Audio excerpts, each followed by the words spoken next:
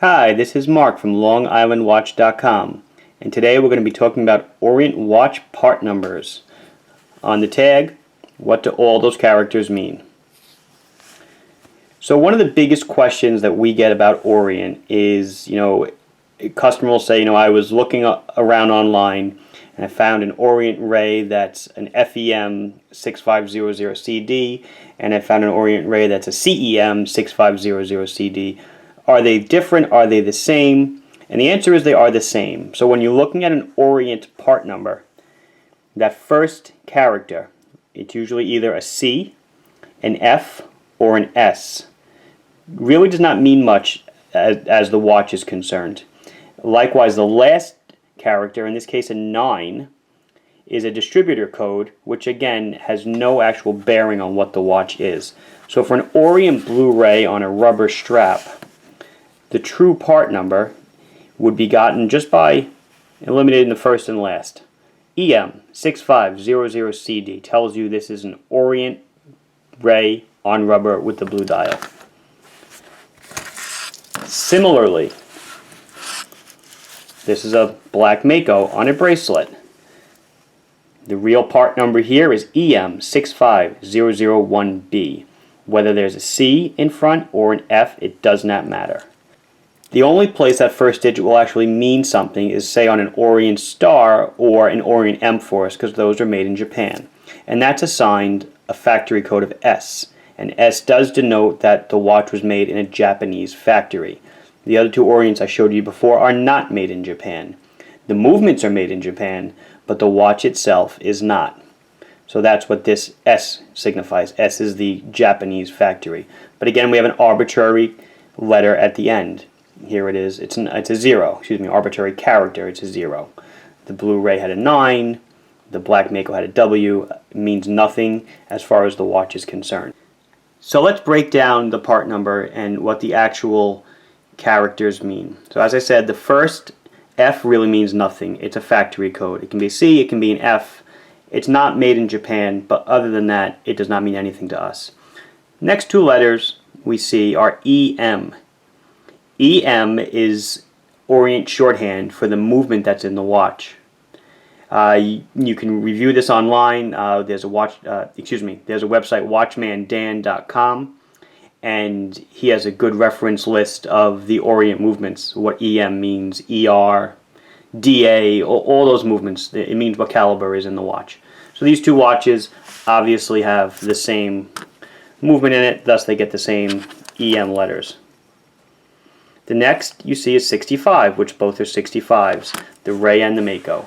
Simply this means that they both use the same case blank. They are the same case watch.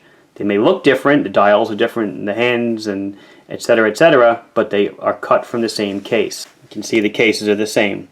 The extra crown at the 2, the crown at 3, the crown protectors, they are the same.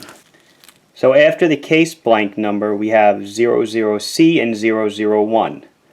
And what this is the dial, hands, bezel, etc. combination. All the things that make them different. Not the color, but just the dial that's used, the bracelet, the strap. That three-letter combination is again, it's Orient speak for, in my left hand, this dial, these hands, this strap, etc. is 00C.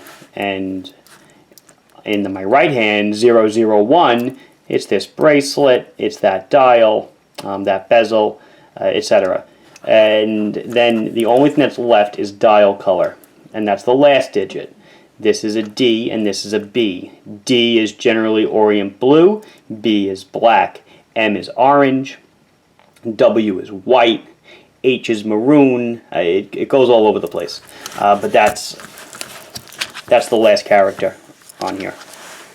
So you can see this is the Blu-ray, this is the black Mako, D and B. So when you're looking at different Orients, you can compare. Maybe two watches have the same exact movement in them. So these two watches I'm holding here actually both have the same ET movement. And you can see the date the day of the week indicator and either the 24-hour indicator or the sun and moon indicator are at the same position on the movement, the same movement, not the same watch, very different by far. No one would ever say these are the same watches. Look at case differences. This one's got much more, attention to dial detail. This is more of a field watch. But still, Orient takes that ET movement and puts it in a lot of different watches. So I hope you found this video helpful in deciphering all this gobbledygook that's written on the ID tag of your watch, or even online when you're surfing for watches. If you're looking for a particular Orient, you may want to try either changing the F to a C or dropping it entirely and doing a couple of different searches to make sure that you're comparing the same watch, as some vendors may advertise it as an F only, some may advertise it as C only, and some, like our store, over the past several years, we've been dropping that first digit entirely and just getting into the root part number that you see there. Because that's all you really need to know to get yourself a Blu-ray on a strap.